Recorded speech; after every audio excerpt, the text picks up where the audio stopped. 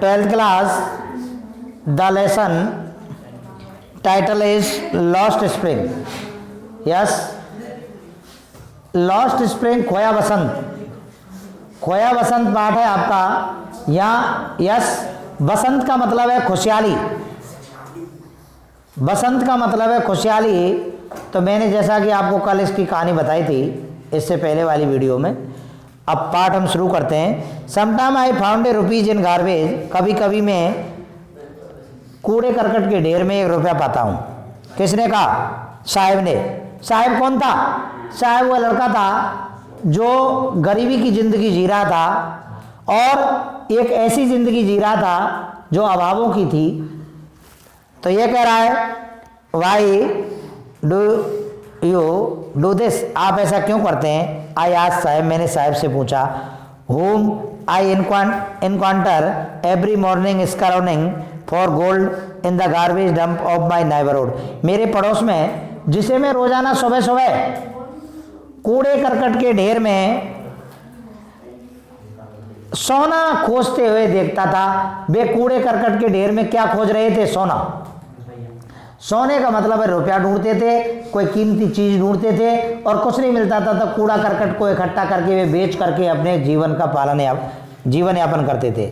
साहब left this home long ago, साहब ने काफी लंबे समय पहले घर को छोड़ दिया। Set amidst the green field of Dhaka, Dhaka के ग्रीन फील्ड के अंदर वो रहते थे। His home is not even distance memory, उसका घर उनकी दूर की याददाश्त नहीं रहा। देयर वर मैनी स्टॉर्म, यहाँ अनेक तूफान आए। दैट शिफ्ट अवे, जो बहा ले गए। शिफ्ट अवे कहते हैं बहा ले जाना। देयर फील्ड एंड होम, उनके घर और खेतों को बहा ले गए। हिज मदर टेल हिम, उसकी माता उसे बताती हैं। दैट इज वाई, यही कारण है दे लेफ्ट, उन्होंने छोड़ दिया। लुकिंग फॉर गोल्डन, और सोना खोजने लगे। इन बिग सिटी, बड़े शहरों में। वेयर ही नाउ लिव्स, जहाँ वह रहते हैं। बड़े बड़े शहरों के पास रहते हैं, दिल्ली के पास रहते हैं लोग, और वहाँ गंदी बस्तियाँ हैं, स्लम्स हैं, और वहाँ इनका काम कूड़े करकट के ढेरों में रुपया ढूंढना होता है या फिर उनको बेच के जीवन यापन करना होता है। I have nothing is to do, हम इससे अलग कुछ नहीं कर सकते। ही मटर्ड हुए, बड़बड़ाया। लुकिंग अवे, इस तरह देखते हुए। गो टू स्कूल, अरे स्कूल जाओ। आई से गिलिवली, मैंने जानबूझ करके उससे ऐसा कहा कि तुम स्कूल क्यों नहीं जाते। रियलाइजिंग इमीडिएटली, इस बात को महसूस करते हुए तुरंत। How hollow the advice must sound, ये निश्चित रूप से आवाज़ कितनी खोखली हो सकती है। There is no school in the neighbourhood, पड़ोस में किसी प्रकार का कोई विद्यालय नहीं था। मैन दे बोल वन, अरे आप कब बना देंगे स्कूल? आई विल गो, मैं स्कूल जाऊंगा, तुम स्कूल कब बनाओगे? लेखिका से ऐसा साहब ने कहा। लेख का प्रश्न कर रही है, साहब इस बात को बता रहा है। साहब एक लड़का है। If I start A school, यदि मैं एक स्कूल शुरू कर दूं, लेखिका कह रही है अनीश जंग, यदि मैं स्कूल शुरू कर दूं, विल यू कम, तो क्या तुम आओगे? आई आस्क, मैंने पूछा, हाफ जोकिंग, आधा मजाक करते हुए। यस ही सेज, उसने कहा हाँ मैं जरूर आऊंगा। स्माइलिंग ब्रॉडली, ये अच्छी तरह मुस्कुराते हुए। ब्रॉडली कहते हैं खुले रूप से, मुस्कुराते हुए उसने इस बात को कहा। ए फ्यू डेज लाटर, कुछ समय बाद, I see him running up to me, कुछ समय बाद मैंने देखा वो दौड़ करके मेरे पास आया। इज योर स्कूल रेडी, क्या तुम्हारा स्कूल तैयार हो गया है? It takes longer to build a school, अरे एक स्कूल को बनने में लंबा समय लगता है। आई से, मैंने कहा। Embarrassed eight having made a promise that was not mean, अरे मैंने जो उससे वादा किया था वह मैंने वैसे ही किया था। मेरा उद्देश्य ये नहीं था, मतलब ये नहीं था कि मैं स्कूल बनाऊंगी। मैंने तो उसे जनरली क्वेश्चन कर लिया। What promise is like mine, लेकिन मेरी तरह इस तरह के वादे करने वाले अबाउंड इन एवरी कॉर्नर, पर्याप्त होते हैं कोनों में। ऑफ इज ब्लीक वर्ड, इस सूने संसार में। ब्लीक कहते हैं सूना, जहाँ कोई ना हो। After month of knowing him, इस बात को जानने के महीनों बाद। I ask him his name, मैंने उसका नाम पूछा तो उसने नाम बताया। साहेब ए आलम, मेरा नाम साहेब ए आलम है। ये अनाउंस उसने घोषणा की। ही डज नॉट नो, वह नहीं जानता था। व्हाट इट मीन, इसका मतलब क्या है। If he new it's meaning, यदि वह इसका मीनिंग जानता तो इसका अर्थ होता है लॉर्ड ऑफ द यूनिवर्स। साहेब ए आलम का पूरा अर्थ है इस विश्व का स्वामी, इस विश्व का भगवान, इस ब्रह्मांड का भगवान को साहेब ए आलम कहते हैं। लेकिन उस गरीब बच्चे को पता नहीं था उसे मालूम नहीं थी कि साहिब आलम किसका नाम है। He would have a hard time believing it, उसका वह बहुत मुश्किल से समय निकला इस पर विश्वास करने में। अनअवेयर ऑफ वाट, उससे जागरूक नहीं था, अनअवेयर था। वाट दिस नेम रिप्रेजेंट, जिसको ये नाम प्रतिनिधित्व करता था।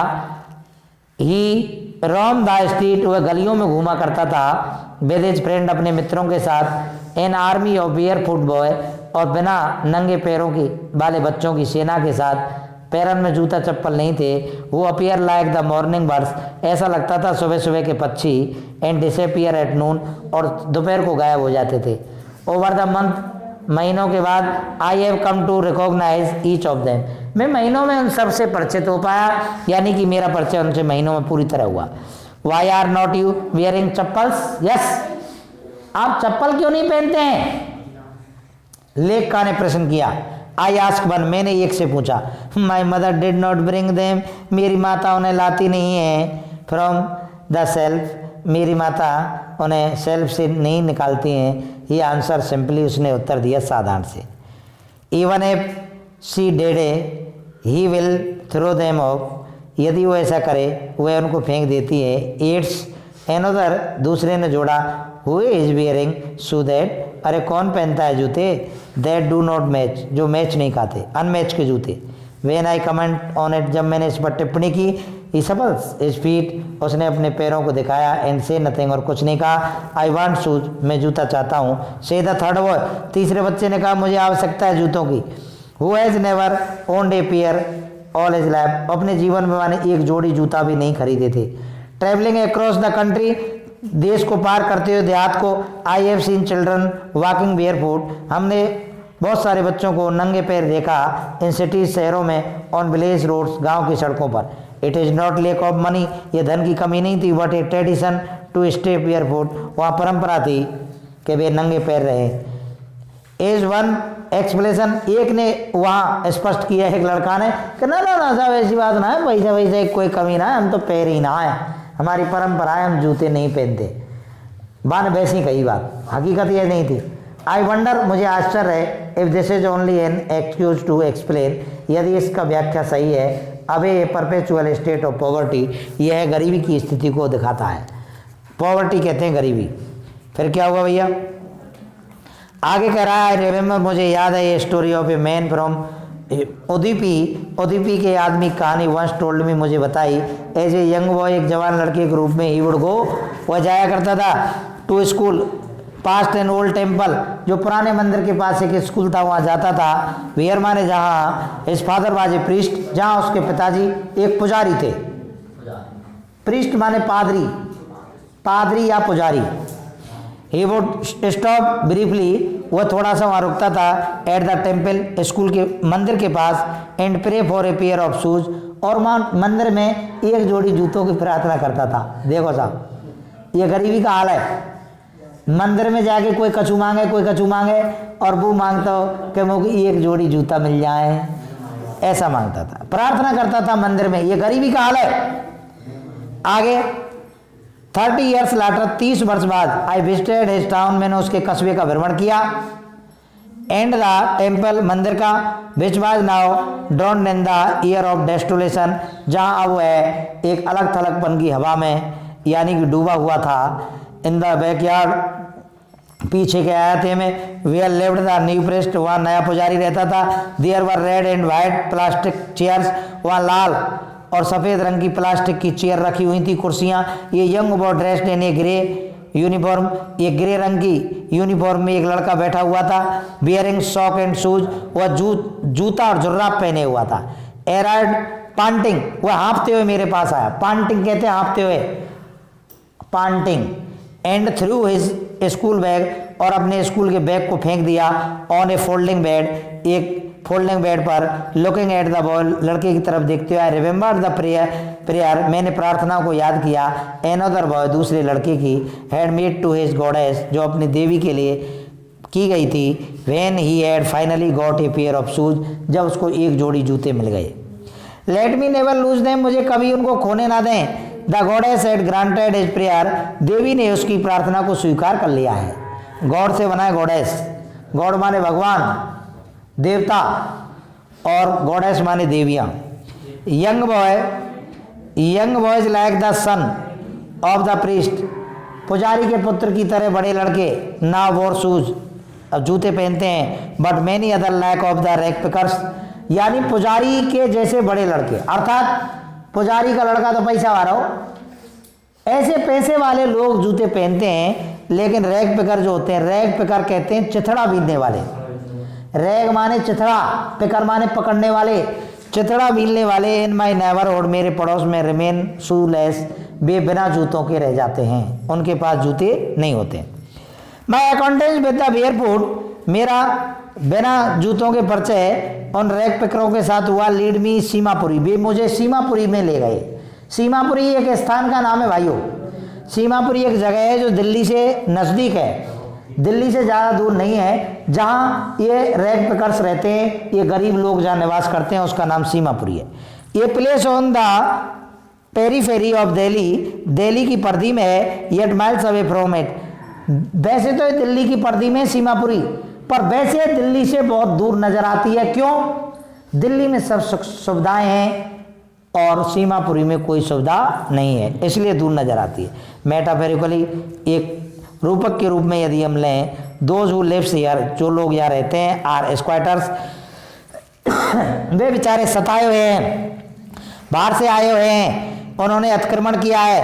Who came from Bangladesh back in 1971, वे 1971 में बांग्लादेश से आए हुए लोग हैं, यहाँ आके बसे हुए सीमापुरी में।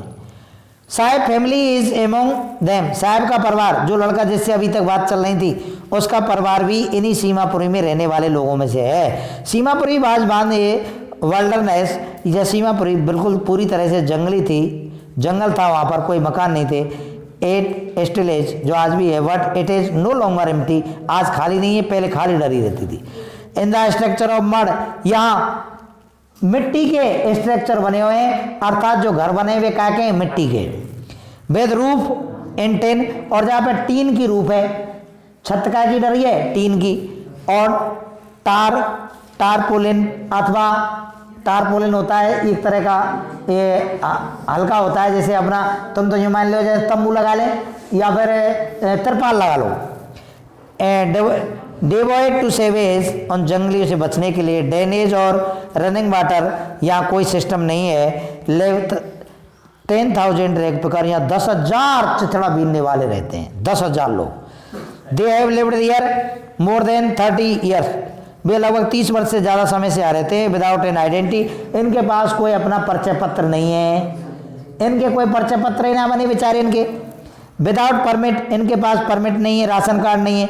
What with ration card, permit भी नहीं है लेकिन राशन कार्ड है। दैट गेट देयर नेम्स, जहाँ उनके नाम है ऑन वोटर लिस्ट में। And enable them two by grain, और उससे वे अनाज खरीद सकते हैं।